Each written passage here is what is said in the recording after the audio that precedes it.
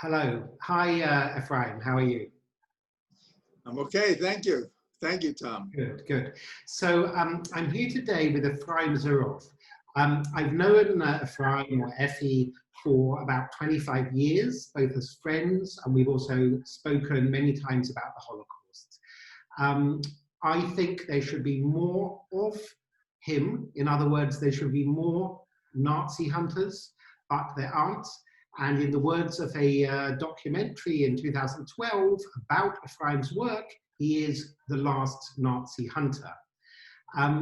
Many people might not actually know, they know that there's the Holocaust, but they might not quite know how many really senior Nazi war criminals were allowed to escape after the Holocaust, often with the complicity of the American and British and other Western governments, and even with the aid of the Vatican or the Red Cross. Some of the worst among Nazi war criminals like Eichmann and Mengele escaped to South America.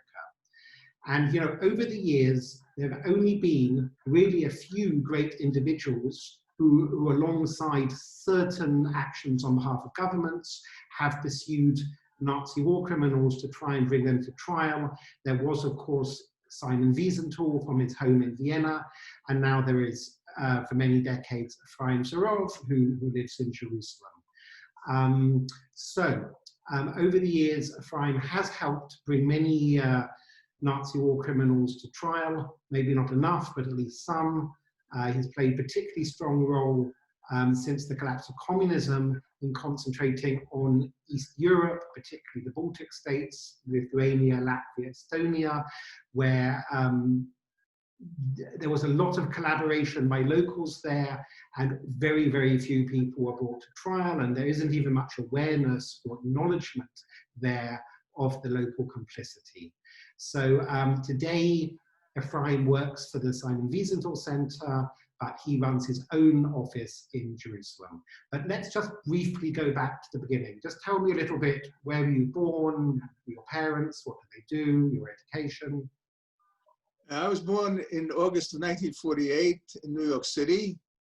My parents, Abraham and Esther, were American-born to immigrant parents. My mother's family was from Lithuania. My father's family was from the Ukraine. Both my parents were involved in Jewish education, devoted their lives to Jewish education, and were part of what we call Yeshiva University, the only modern Orthodox educational institution of higher learning in the United States, but an institution which is really the flagship institution of modern Orthodoxy. So I was raised in a modern Orthodox home, given a very, very good Jewish education, both in terms of study of the Talmud and Hebrew language. I suppose probably the best that you could get living outside the state of Israel. So tell me, and let's say, why in particular did you become interested in the Holocaust? Or at what age did you think you became interested in the subject? Okay, my first encounter with the Holocaust was when I was 12 years old in 1960, when Eichmann was caught by Israel, kidnapped by Israel from Argentina, and brought to Jerusalem. And the opening of the trial was broadcast on American television. And my mother, who's normally a very calm person, was quite excited. And she said to me, "You have to see this. You have to see this. Israel caught one of the biggest perpetrators of the Holocaust, and they're bringing him to justice in Jerusalem." So I knew that there had been a Holocaust. I knew that there was Hitler. I didn't know very much aside from that, but that obviously made some sort of impression. But that was only fleeting. It was like an initial encounter. And the real interest started when I came to Israel as a graduate student to do a master's in the field called contemporary Jewry, which is basically modern Jewish history.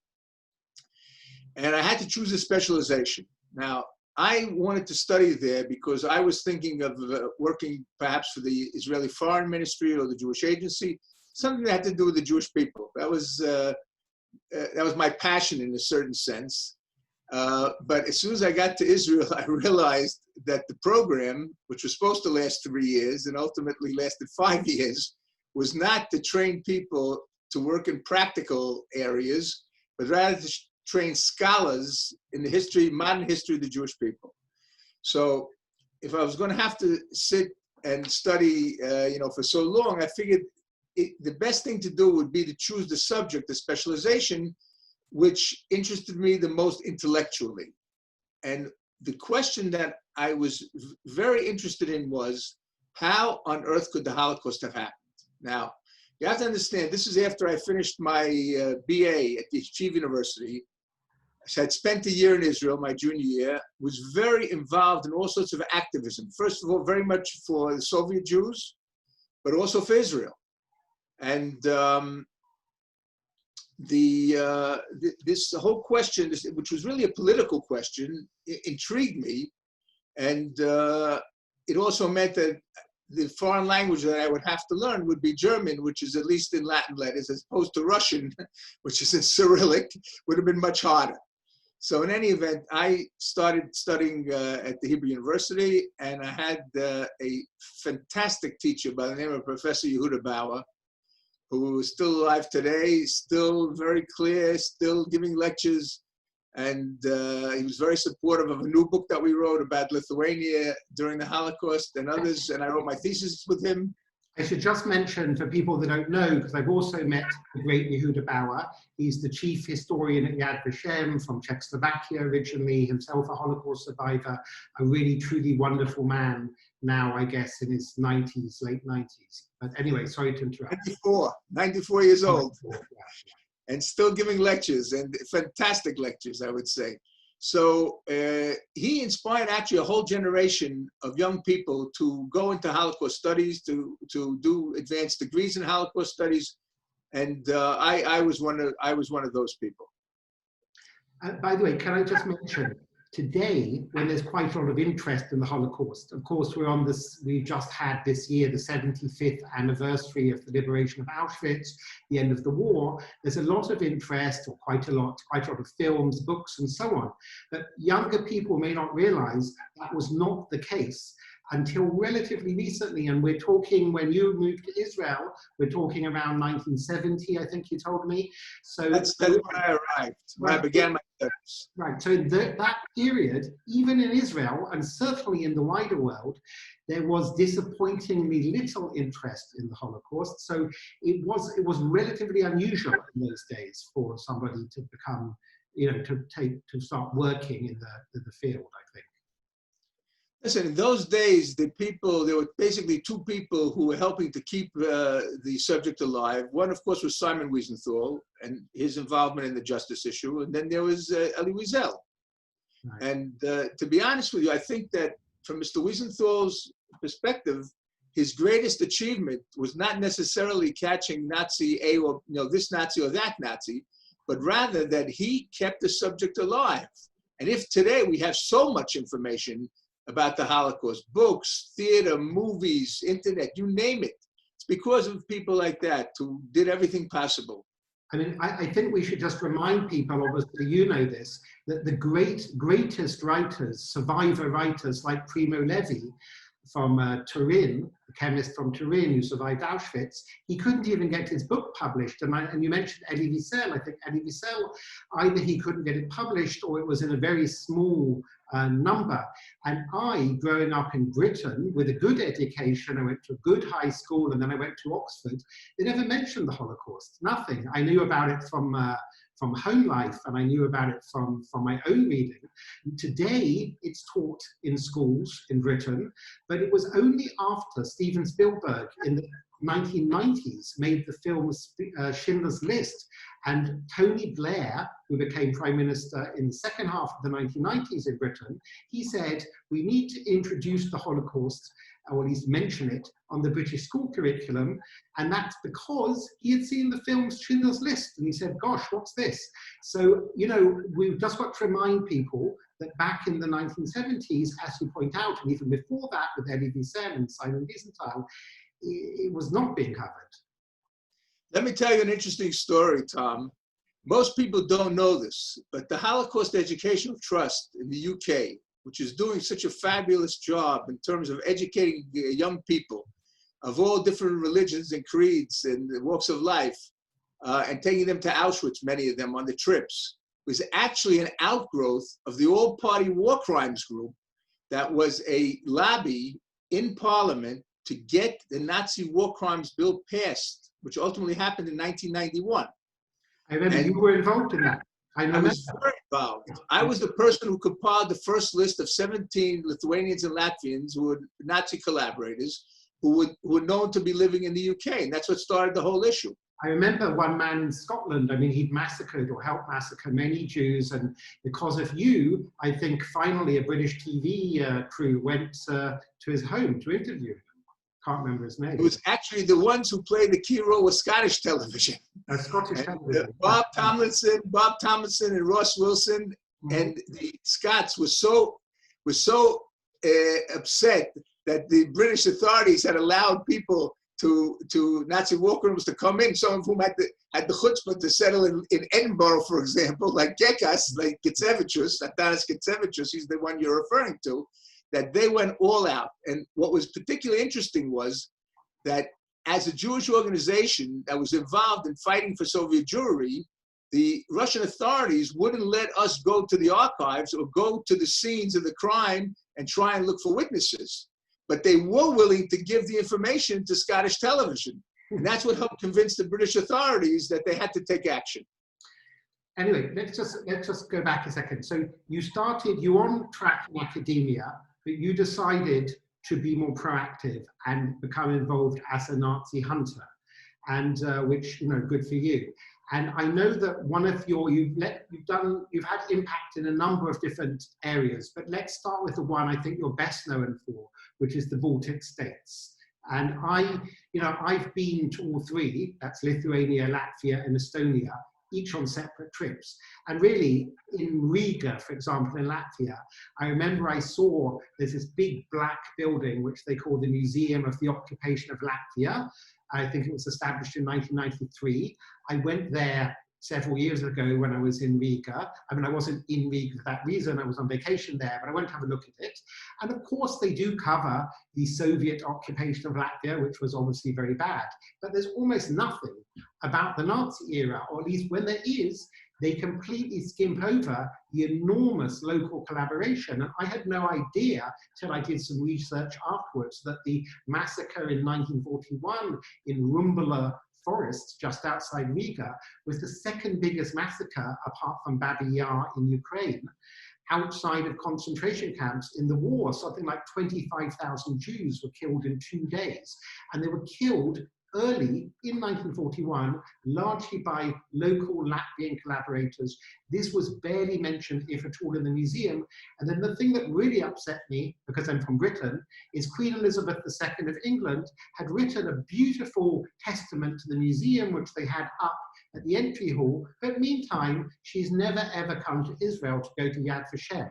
So she was happy to endorse a museum which really was involved in Holocaust revisionism, and this upset me greatly. Anyway, back to you. Tell me about your experiences in Lithuania and Latvia and so on.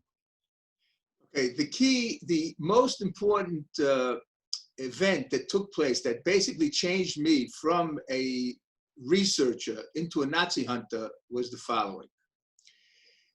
I was working in Israel as the sole researcher for the United States Justice Department's Office of Special Investigations.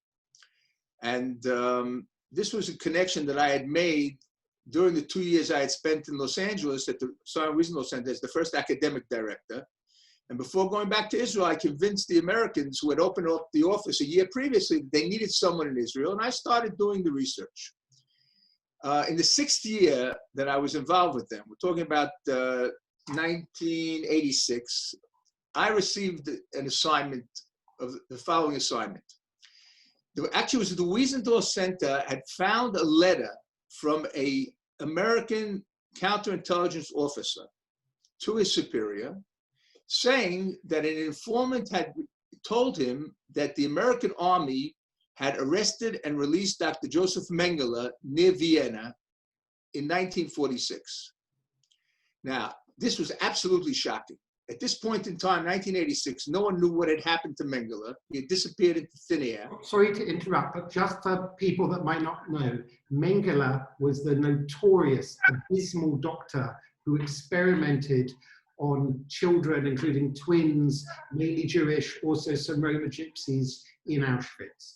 Sorry, go on. So he was notorious for his pseudoscientific experiments, and as you said, he wanted. By the way, he wanted to find the secret of multiple births. So every set of twins or triplets who came to Auschwitz were sent directly to his clinic. He also wanted to see if he could create a situation in which all German children, all children born to Aryan families, would have Aryan racial characteristics. Now, if you've ever seen a picture of Mengele, he didn't have blonde hair and blue eyes. He had brown hair and brown eyes.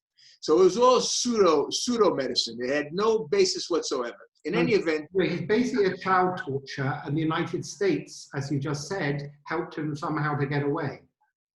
He managed to get away, right? Like many of them went to South America. They had a choice, actually. They could either go to the Middle East, and there were some went to Egypt, and fewer to Syria, or to South America, mostly to Argentina, but not only to Argentina. Brazil, right? Chile, Brazil, Bolivia, Barbie, and a few to Uruguay as well. In any event, the Wiesenthal Center made an entire scandal about this letter. Was it true? Mengele had been arrested by the Americans. So William French Smith, who was the Attorney General of the United States at the time, made three decisions. One is that the United States of America will now start to physically look for Joseph Mengele. Two, they'll check whether Mengele had ever entered the United States, because by this time they knew that many Nazi war criminals had entered the United States. And three, there'll be a historical investigation to determine whether or not this document was accurate. Now, the historical investigation was turned over to the Office of Special Investigations, where I worked, and I was given the assignment to try and find the informant. He was a Holocaust survivor from the Lodz ghetto named David Freiman, who in the last deportations to Auschwitz in the fall of 1944 was deported from Lodz to the Auschwitz, and he was sent to work in Mengele's clinic. So in other words, he knew Mengele personally. But the question was, how do you find someone? This is 1986. It's 41 years after the end of World War II. It's like looking for a needle in a haystack. Just obviously there was no internet really then. There was you couldn't just Google someone. No, you couldn't. Yeah.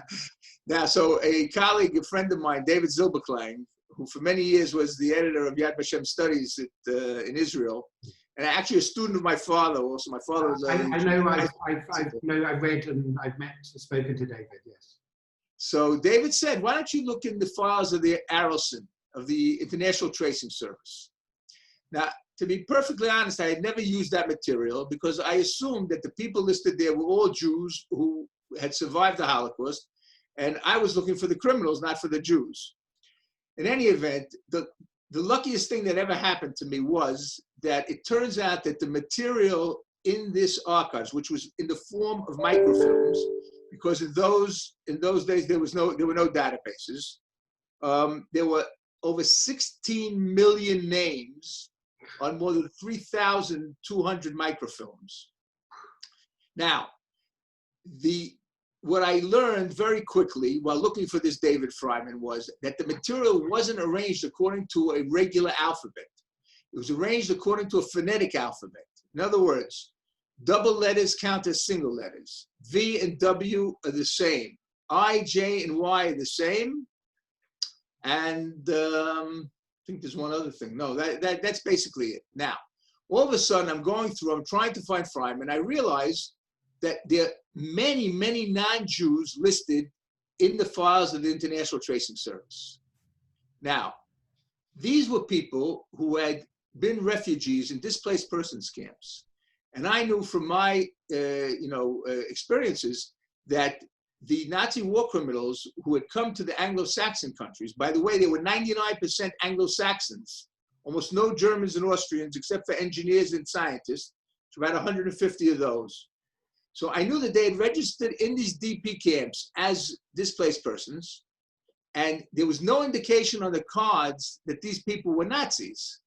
But I had other sources, and these cards said where these people emigrated to, on what boat, on what date. So just to be clear, these were the war criminals hiding among the victims to try and emigrate to other countries after the war. Precisely, precisely. So listen, it was a real eureka moment, but just to be sure, I made a list of 49 Lithuanians and Latvians who I knew were Nazi war criminals. And within a matter of minutes, I found the immigration destinations of 16 of them. Now, what's interesting here is that the material in Arelson, the collection, was owned by 11 different countries. And the only place in the world that there was free access to those documents was in Israel. In other words, if I had written to Arelson in Germany, that's where the headquarters are, and asked them to find Joseph Mengele or someone like this, they never would have even answered me. The only people who could get information from Arelson were people who were looking for first-degree relatives. Okay, but in Israel, there was free access, and I sat there hours upon hours upon hours, and I ultimately found the immigration destinations of at least 3,000 people who had collaborated with the Nazis. Now, the point was this. At this point in time, the only Anglo-Saxon country which was taking legal action against these Nazis was the United States, okay? Even though they were not trying them for the crimes, because the crimes were committed outside the United States and the victims weren't Americans, they were trying them for immigration and naturalization violations. They were at least deporting some of them back to Germany or Hungary or wherever. They could be stripped of their citizenship and then deported or extradited. Now, Canada was investigating. They weren't sure what they were going to do. Australia was investigating. UK and New Zealand didn't even know that they had a problem. So I called Rabbi Haya, the head of the Wiesenthal Center, and I said to him, listen, I was talking to him about possibly setting up a database on Nazi war criminals. I said, forget it. We have to start flooding these countries with so many suspects that they will not be able to walk away from the issue. And I remember the first list I made was of 40, mostly Lithuanians and Latvians in Australia. Then the list of 17 for the UK. Then a list of 26 for Canada, and so on and so on and so on. And the good news was Canada in 1987, Australia in 1989, UK in 1991, all passed laws to allow the criminal prosecution of these Nazis in those countries. You just The point only out country that didn't was New Zealand. I just point out for people that don't know, there was a large Jewish populations in Latvia, Lithuania, to a less extent Estonia, and you know, Vilnius used to be called Vilna, was known as the Jerusalem of the North, and the Holocaust was I can't remember the figures, but something like 95% of Lithuanian Jews were murdered, and there was a lot of collaboration by local. 96.4% in Lithuania, 95.7% in Latvia, and 99% in Estonia. But Estonia, the number was very small because there were only 4,500 Jews in Estonia, and most of them, 3,500, managed to get to the Soviet interior because the Nazis arrived in Estonia only at the end of July. But what I mean is, people may not know. Look, a lot of people presume that the Holocaust was a German crime, and of course it was, or a German-Austrian crime. But the level of collaboration across really most occupied countries was significant. So that is why you're not just pursuing German or Austrian nationals, but you know, people from Croatia, from Ukraine, from Hungary, and so on. Listen, one important thing to remind our listeners, our viewers, is that the Nazis were able to enlist helpers, local helpers, everywhere in Europe, where they either had occupied or were allied with them. But only in Eastern Europe did collaboration with the Nazis include participation in systematic mass murder.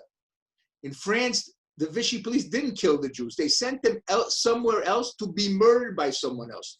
That somewhere else was Eastern Europe, and those someone else were the Nazis and their local helpers in Eastern Europe.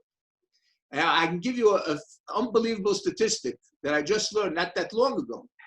In Lithuania, where there were 220,000 Jews during the Holocaust, lived under Nazi occupation, 212,000 murdered, there were less than 1,000 Germans serving in Lithuania throughout the occupation.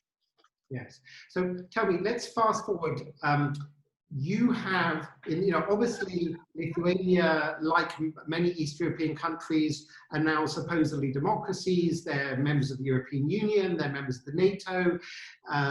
When you started your Nazi hunting work, they were part of the Soviet Union, or they were countries that were part of the Warsaw Pact bloc. It was much harder to even travel there, let alone research. Fast forward to the post-1989 or 1991 period. Let's just start with the Baltics, and then we'll move to the Balkans. Tell me, I know that you've been very involved in particular in Lithuania, and you've been there many times. Have you had help from locals in your assistance? I remember you telling me about one woman, Ruta, can't remember her second name, who assisted you a lot. What was the story? At the time, when I first came, there was almost no local help. No one was willing to assist us. Here and there were people who were writing something of the truth, but very little of it. And this was the problem. And in other words, later on, when I met Ruta Vanagaita, with whom I wrote my latest book on complicity in Lithuania and in the Holocaust crimes, she told me, "You ruined the wedding. Why do they hate you so much in Lithuania? Because we were busy celebrating, independence and the crumbling of the Soviet Union. All of a sudden you come and say, my people murdered the Jews. You have to bring them to justice." So, I mean, it was crazy on a certain level, but of course, as a Nazi hunter, as someone from a Lithuanian Jewish family, and I'm actually named for one of the people who was murdered in Lithuania, my grandfather's youngest brother, how could I not say that to them? How could I not try and bring the guilty to justice? And we had a great success in Croatia with the trial of Dinko Šakić, who was the commander of Jasenovac's camp, one of the worst camps, the Auschwitz of the Balkans. And it was clear to me that the only way to get the true narrative across would be through trials. And they did everything possible to turn the entire process into a joke. Not one Lithuanian war criminal, and 14 were kicked out of the United States to Lithuania. Not one served 1 day in prison. They didn't even force them to come to their own trials. No, we're talking about the murder of tens and tens of thousands of children in cold blood who were Lithuanian citizens who happened to be Jewish. So we're not talking about some minor crime here. We're talking about genocide. Correct. But, and when I went for the book, I went with this Ruta Vanagaita, the author, one of the most popular authors in Lithuania, and we went from place to place. 90% of the Jews were murdered individually, half an hour from their home, in beautiful forests. Sites were chosen, mass graves were dug, usually by Russian POWs, and then the killers came and they shot. It's individual murder, face-to-face murder. But if I remember, you told me once when we spoke before that Ruta, who's not Jewish, has self-discovered that one of her relatives, was it her grandfather or something? Two, a grandfather and her aunt's husband. They had participated in the murder, in the genocide of Jews. And then she, unlike a lot of other Lithuanians, felt it her duty to explore the crimes that her own family had committed. But then Lithuanian society, she was a well-known writer and journalist and an author, they spat her out for daring to question the past. Is that right? That's absolutely correct. But she discovered that her grandfather had made up a list of communist activists, in other words, Jews, who were executed, that her uncle was the police chief of Panovich, which was a large city, Panovets, where there were almost 7,000 Jews living. He was the commander of the police until August 29, 1941, a period in which there were mass murders. So she wanted to atone for it. And she decided that she's going to try and teach Lithuanian kids, non-Jewish kids, all about the Jewish people, because she knew nothing and she grew up in Lithuania. So she got a grant from the EU, and part of the grant was to include a conference on Holocaust education. And she went to the people who were involved in it in Lithuania and asked them, who should I invite? So they said, you can invite whoever you want, except for Efraim Zuroff and David Katz. who's an activist on this issue as well, living in Vilna. He's one of the, trying to keep the Lithuanian, the Yiddish language alive. He runs Yiddish lectures and summer courses for people that want to learn. Not anymore. He was fired. He was fired from his job.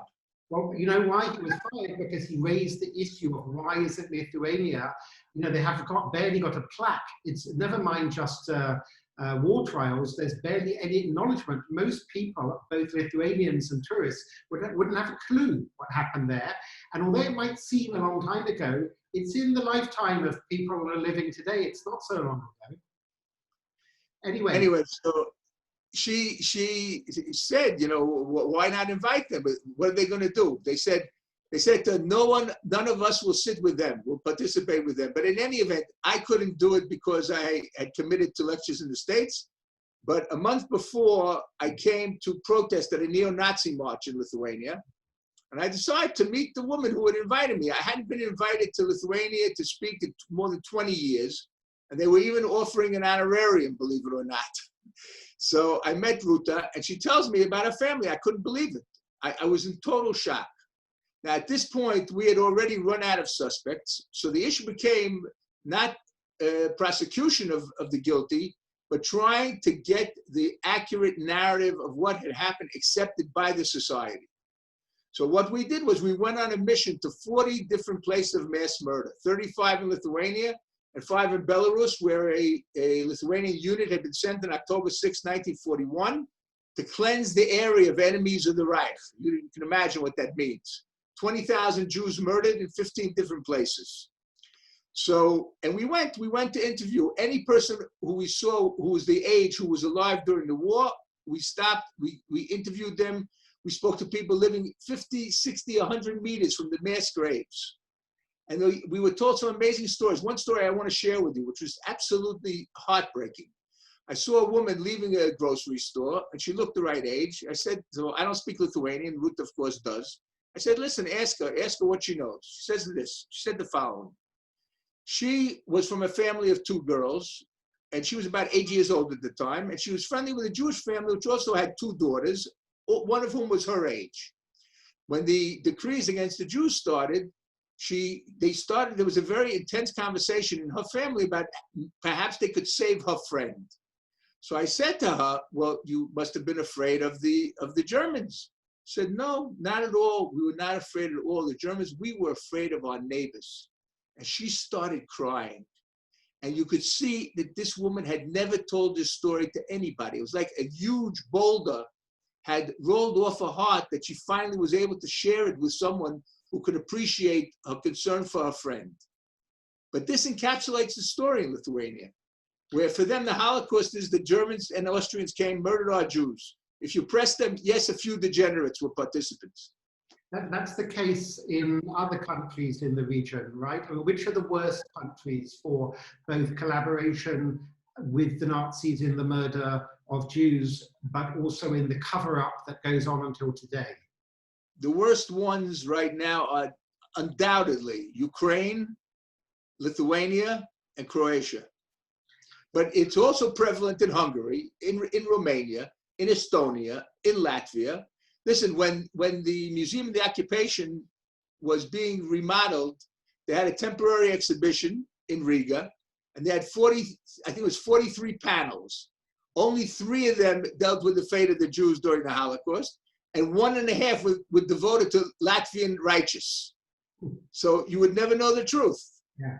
I mean, look, I know that you've had some recognition from some politicians in the Balkans. I think the Serbian president some years ago nominated you for the Nobel Peace Prize, and the Croatian president also gave you some award. But only a few weeks ago, there was a mass in the Croat mass. It's in the cathedral in Sarajevo in Bosnia, but we're talking Catholics, so we're talking ethnic Croats. And there was a mass for Nazi war criminals. The Catholic priests were honoring them. I mean, this is just last month. Right, precisely. Let me tell you the story. The story is interesting. Many Ustasha, at the end of the war, wanted to surrender to the British. But the British refused to let them surrender, and they were turned over to Tito's partisans, And most of these people who were war criminals / collaborators, they were executed by Tito's partisans. Now, the murders themselves took place in Slovenia, but Slovenia doesn't allow any celebrations or observances of this event at the end of May, and so they were held for many years in Bleiburg, in Austria. Austria, yeah. With the approval of the church, the Austrian church. And there's a very strong religious element in these celebrations. And fascists come from all over Europe. In other words, it's not enough with the Croatian fascists. They come from all over Europe to celebrate. And you have Ustasha symbols. Ustasha are the Croatian fascists, the mass murderers. And it's the biggest disgrace. So we worked very hard. And we were able to get the Austrians, for example, to ban Ustasha symbols. And this year they banned the whole thing. So the whole program moved to Sarajevo in Bosnia, where the highest priest in the Catholic hierarchy in Bosnia had the mass for these people, which is a total disgrace, absolute disgrace. I mean, the only good news is that there was quite a big demonstration outside in memory of the Jewish victims, organized by the very small local Bosnian Jewish community, but quite a number of ordinary Bosnian Serbs, Bosnian Muslims, maybe some Bosnian Croats participated in a protest with the Jewish community. Which is at least Listen, it has to be made clear, in a certain sense, the Holocaust was a sideshow in former Yugoslavia. The major genocide was the genocide of the Serbs by the Croatians, and the genocide of the Roma were less than the Jews, but many Roma were murdered. In Jasenovac, the Croatians murdered Serbs, Jews, Roma, and anti-fascist Croatians, their own people, their political opponents. And I had the privilege, I would say, I thank God that I had the privilege to help bring Dinko Šakić, the last living commander of a concentration camp, in this case of Jasenovac, that terrible Jasenovac, to trial. Yeah. He was convicted, given the maximum sentence. Yeah. Just, briefly on, I want to ask you about a doctor in a minute that you tried to locate, Dr. Heim. But before that, I just wanted to mention, because I hadn't heard about this myself. Last month, or rather in April, I wrote an article which I titled "The Children of Bullenhauser Dam." These were 20 children aged between 5 and 12 that had been a German doctor had requested Dr. Mengele in Auschwitz to send them to him to a concentration camp, Neuengamme, which is on the outskirts of Hamburg, specifically in order to torture and experiment with them. And, Dr. Heismeyer cut them open, put tuberculosis in, rubbed them into wounds, and cut things out of them to see if they could survive tuberculosis. And then the British were advancing. This is right at the end of the Second World War. So the British were a day or two from Hamburg to cover up the crime. Dr. Heismeyer and also the Austrian SS commandant Strippel of that camp, they hanged those 20 little kids from several European countries 2 days before the British arrived in the basement of a school in Hamburg. And almost very few people had written about this. And I thought that there's all this stuff on the 75th anniversary of Auschwitz and other camps, and people should remember that there were some terrible crimes that happened not in camps like this one. Anyway, the reason I mention him is it was a doctor. And people think, how can a doctor do such things? But I read somewhere that the membership of the Nazi Party among German and Austrian doctors, and of course they volunteered to join, was higher proportionately than the rest of the population. Many doctors enthusiastically were Nazis, and they were the worst of the worst, because they have trained as doctors to save lives, and here they are torturing and murdering children without anesthetic, because they're Jewish. So in any case, I remember you saying once that one of your biggest regrets is your search for the infamous Dr. Heim. And in fact, the BBC, I remember, in 2009, made a TV program called The Search for Dr. Death, which followed you to South America looking for Heim. Heim, for anyone who doesn't know, was at Mauthausen concentration camp in Austria, and he killed hundreds of Jews there, injecting them with gasoline into their hearts, performing surgery, severing organs without an anesthetic. So in any case, Simon Wiesenthal, the Austrian, had tried to find Heim until his death in '95, and then you went looking for him. And I also remember reading somewhere that he may have had help from West German intelligence in evading justice. So just tell me a little bit about that case. Dr. Heim, Albert Heim, was an Austrian doctor who served actually quite briefly, only about 6 weeks in Mauthausen, but during that time he did tremendous damage and executed many people in the most horrific ways. He injected, as you said, fentanyl into the hearts of people who came to his clinic, and he performed operations without anesthesia. No, it was a total violation of his Hippocratic oath. Now, after that, he was transferred to the SS in Finland, and he wasn't involved in any of these things, but he was always very high on Mr. Wiesenthal's list of wanted Nazi war criminals. And in 2005, when we started Operation Last Chance, that's our offer of rewards for information leading to the prosecution of Nazi war criminals. That's with Arya Rubin. That's correct. Arya Rubin funded. Arya Rubin is a Jewish philanthropist living in Miami. He has a foundation called the Targum Shlishi Foundation, and he funded it. And when the German officials, German police, found out that we were starting it in Germany, they asked us to name Dr. Heim as the #1 target of Operation Last Chance. Now, the money that we were offering at that time was something like $25,000. It later became 25,000 euros, but there was 310,000 euros reward for Dr. Heim. Because your Operation Last Chance, you are offering financial payment because people should come forward anyway. You're offering them basically rewards for information that would lead to the capture of these Nazi war criminals. Correct, correct. And it was actually the money that helped us get the attention. In other words, if I had had a press conference and called upon the conscience of people to provide us with information, no one would have shown up. But once you're offering money, it's a different story. In any event, the German police had established a special unit of the Landeskriminalamt, that's the local police in Stuttgart, to deal with 7 cases that had not been solved for years.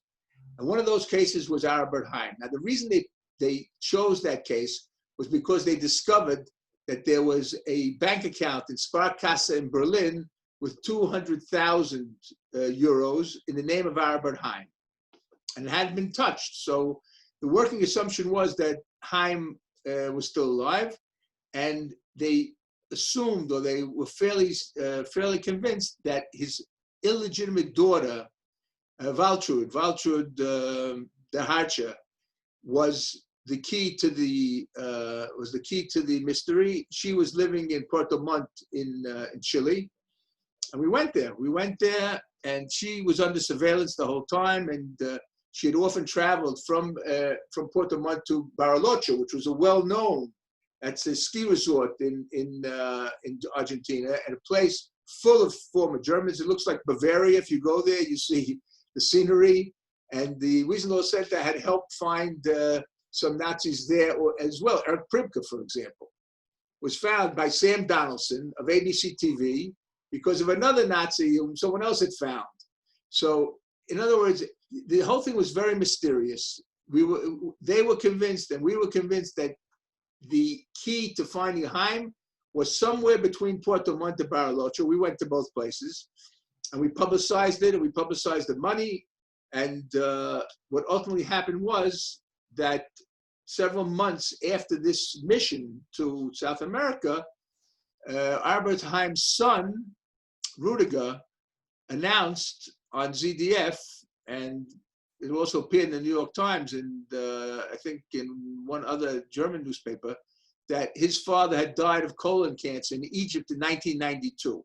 Now, my reaction was, of course, I was incredibly disappointed, but I said, 1 second, where's the grave?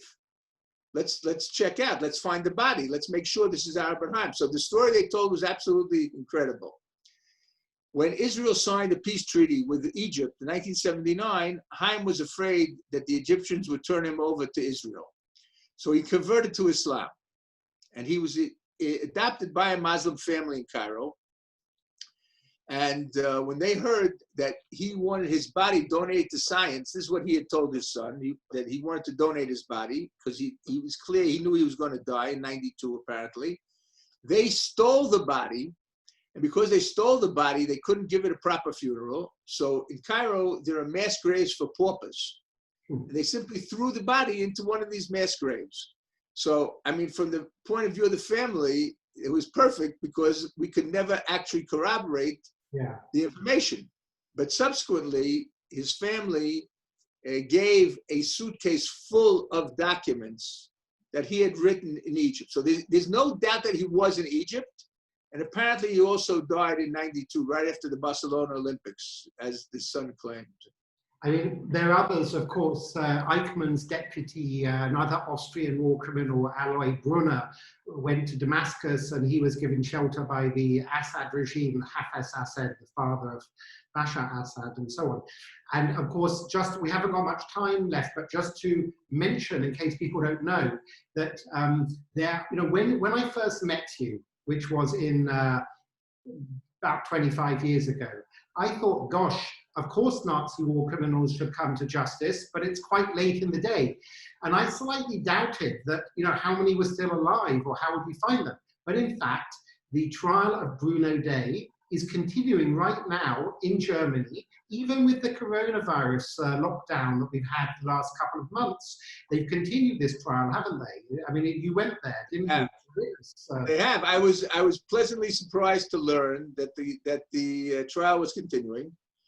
And it's ironic because, not long ago, the French finally arrested Felicien Kabunga, who was the main financer of the Rwandan genocide. Yeah. And he apparently is going to be turned over to the tribunal, the UN tribunal. And at the same time, I learned that the Dey trial had not been postponed because of the corona. And I attended several of the sessions. And so from the top, there was that survivor.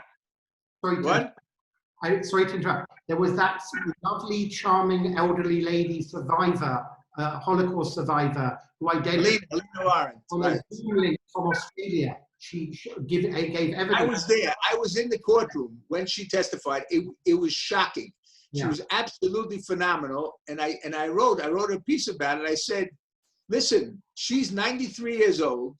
And Dey is also 93 years old. And she was clear as crystal.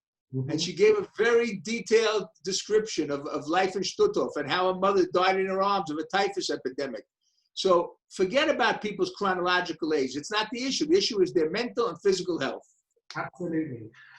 Just to finish off, as I mentioned already, there's a lot more Holocaust education than there used to be, thankfully. But in my view, there isn't nearly enough. What do I mean? A lot of people do know that 6 million Jews were killed in the war. They know the Germans did it. They might know that the Austrians and others collaborated. But I'm still disappointed because they don't understand it's not just about numbers. For example, Vienna is a city I like visiting, but most people don't know, and you won't find it out from any tourist book in Vienna, that 1/3 of the Vienna Philharmonic was Jewish, but 1/3 of the Vienna Philharmonic Orchestra volunteered to join the SS to help kill them. You won't find out that the famous Prater amusement park with the big wheel, they strapped Jewish professors, including people who are due to get Nobel Prizes. And so they strapped them to the big wheel and they moved the big wheel around so fast and fast till they almost died on it. It's details like this done from the most civilized society, or one of them in world history, in Vienna, in Austria, in Germany. It's beyond comprehension. So my final question is, unfortunately, there are not so many survivors left. Unfortunately, the last perpetrators may be dying without having been brought to justice, and most of them already died, many without having been put on trial. How do we go forward with Holocaust memory in future? Okay, first of all, we've been preparing for this for the last 70 years. Today, we have an incredible number of filmed testimonies by survivors. There's new technology that's being used at the Spielberg Foundation, for example, to have Holocaust survivors who are no longer alive answer questions. They were filmed answering those questions, and now they can answer practically any question that could arise. There are a lot of technological solutions to these things, but of course it's not the same as meeting the person, the survivor in person. But in terms of the evidence that we have, in terms of the number of testimonies, the books, films, etc., I think that some amazing things have been done. Some very, very instructive things have been done. And if they're used in the right way, they will have the right effect. But I want to tell you something. This year, right before the lockdown, I attended a conference in Tennessee, in Eastern Tennessee, in a town called Greenville, named for a Revolutionary War hero, not a single Jew living in the town. And some teachers, Noel Smith and Laurie Wilhut and others, put together a Holocaust conference with the Tennessee Holocaust Commission that brought together 2,000 students, 151 teachers, and interested adults. And I addressed them. I told them about the legacy of Simon Wiesenthal and the importance of hunting Nazis.